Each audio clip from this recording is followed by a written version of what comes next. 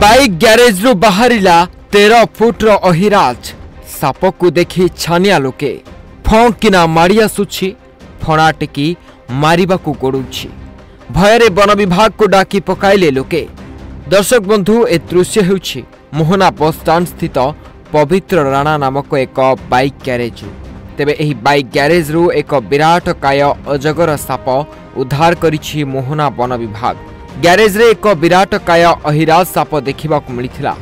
संगे संगे ग्यारेज मालिकंक सह स्थानीय लोके भयभीत होई मोहना वन विभाग को खबर देथिले। वन विभाग कर्मचारी सापटी को उद्धार करथिले। तेबे सापटीर लंब 13 फुट हेबा नै वन विभाग सूचना देथिबा बेले उद्धार अहिराज साप को निकटस्थ जंगल रे छाड़िथिले। तेबे भाग्य भल एही साप हाबुडरे केही छोट छुआ किंबा अन्य केही पड़ी नाहंती, नचेत कौन जे घटी थांता ताहार ठिकाना नाही। गजपति अश्विनी रिपोर्ट, ओडिशा भास्कर।